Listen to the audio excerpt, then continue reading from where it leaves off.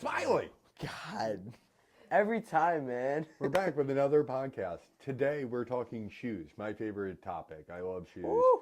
We're going to kind of just go through the basics of the differences between the models you're likely going to see at your local bike shop.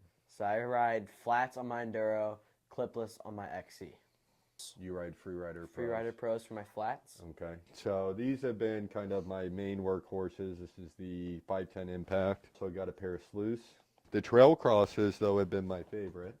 So I've got my Trail Crosses here. I also ride my Ride Concept. Anyhow, we're going to go through all these different shoes and kind of see what the differences are, see why somebody might choose one over the other. Let's take a look first. We've got the 510 Freerider, just your basic Freerider canvas. Now, often we have customers come in and they will tell us like, oh yeah, I just wear my shoes. Well, these have toe protection on them. But the difference is this toe right here, see how much that bends and flexes?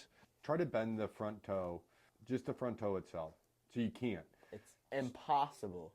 Not impossible, but the reason why you would want that, and the biggest thing I tell people when they buy a mountain bike is you need 3 pieces of safety equipment at minimum, and really 4. You need a helmet, you need gloves, and then you need a pair of mountain bike specific shoes. And the reason being you need that stiff toe.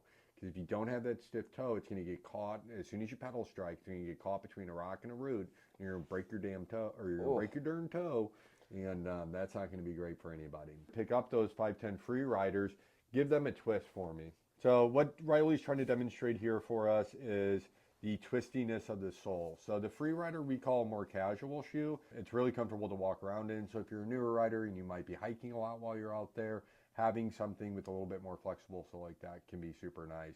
Freerider's good. Again, you don't have, show them the toe box. There's a little bit of, it doesn't look like there's a lot of protection there, but if Riley pushes right on the toe all the way up by where like kind of where the sole meets, it is hard there.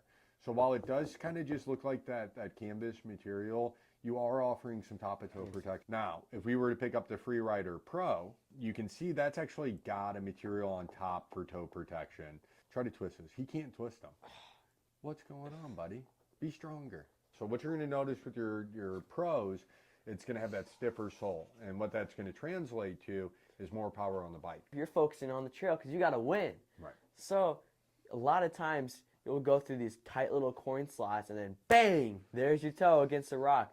If you do take normal tennis shoes, that's your toe gone. That thing's broken. Stiffness is going to help translate to power. The difference between the Impacts and the Freeriders compared to the Freerider Pro, you're going to notice the stiffness of that sole every time you put in a pedal stroke. So you're going to translate more power to the bike, making you more efficient and making you feel stronger on the bike. The Freerider Pro and the Freerider both have the exact same stealth rubber on them. You'll see a lot like 510s don't last, which is probably one of the goofiest things I've ever heard. Don't wear Vans on your mountain bike. Putting yourself in danger, and you're not getting the toe box protection that we talk a lot about, which I think is really important. If you're gonna mountain bike, you need to get mountain bike specific shoes. It is as important as your helmet. You need that stiffness of the toe because you're gonna break your toe. Get a pair of mountain bike specific butt pedal shoes. So yeah, a little bit lighter with the Pros, a little bit stiffer. That's gonna be your more racy shoe, where the regular Freerider is gonna be a bit cheaper. A bit flexor, a bit more comfortable to wear, and they're going to look like a normal skate shoe. We sell 200 pairs of flat pedals or flat pedal shoes to every clipless that we sell here.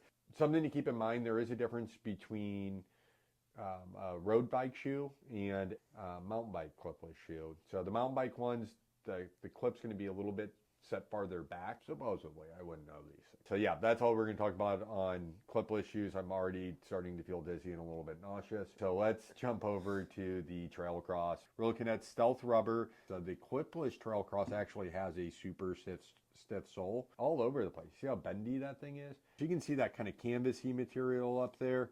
It makes for a really lightweight, really flexible shoe.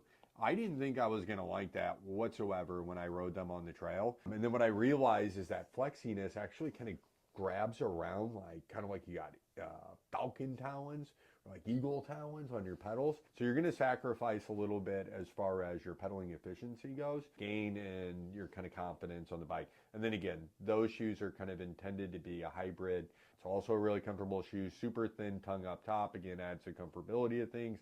If you are hiking around and stuff, it's going to be a really nice shoe. Tell us all about each one of these shoes. Pros, It's still going to have that toe box protection. It's going to have the same rubber. Still going to have that same rubber. It's still going to have that same toe protection.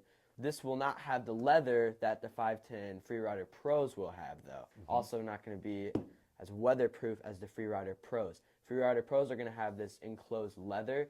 Also going to have this toe box protection. This toe box protection is more in depth. It's way more stiff, so you're going to have more power efficiency. Freeriders is more casual, I'd say. This is like full pro. We're going to go into trail cross. Trail cross is going to be, you can run, you can hike with, run, hike, and still bike. Also still going to have that in-box toe protections. Grab the XT version. So that's the XT, and what's your spur? That's Gore-Tex. This makes sure really good waterproof winter shoes. Let's go ahead and get the scale set up, get those shoes out of here. Our 510 Freeriders weigh 380 grams, all right? Our Freerider Pros weigh 330, so 50 gram lighter. Regular trail cross, we're looking at 407. Our Trail Cross XT is 403. Here's the impact. 602. That's a hefty shoe so right we went there. from 400 grams. So we add 150% of the weight is the impact. That's how heavy they are. And you're going to feel it when you're pedaling. Sluice going to be about 420. And the Ride Concepts 462. Throw that Freerider back on for me. The Freerider Pro. And that's at 330. So it's half the weight of an impact, literally half the weight of an impact. Let's just throw this Adidas Terex. Let's see what just a regular running shoe would weigh. So 320 grams. This is the Sluice Slide. Let's weigh the Sluice too, because now that does not have stealth rubber on it. The Sluice, the slide-on Sluice are just like a BMX or a van or a DC or something like that. What's our weight on those? The Sluice are 320 pounds. So my slide weighs as much as the Freerider Pro. So that's what you're paying for, I think. It should make the decisions a lot easier for you guys. If you're worried about budget, if you have to be a little bit more budget conscious, then go with the Freerider. If it's a shoe you want to be able to walk around in and not feel like a goofball, if you like to go places before or after you ride, not change shoes, which is probably kind of gross, but if you do that, then the Freerider can work for you. But ultimately, that Freerider Pro is going to give you the best protection, the best performance, Sure. and it's going to be as light as a running shoe. That's the way to go. The impact's twice the weight. So just know, if you're wanting to do that, like I used to do, you're going to be spinning twice the weight every single time. Preferred is flats. If I was good at clips, I'd choose clips. I'm not good at clips. Yeah, and I will say on flats, if you are somebody who's looking to transition from clips to flats, couple things you need to work on. A rear wheel lift. You can hold your front brake on, stand next to your bike, put your left foot on the right pedal, and just hold the front brake on and just scoop back.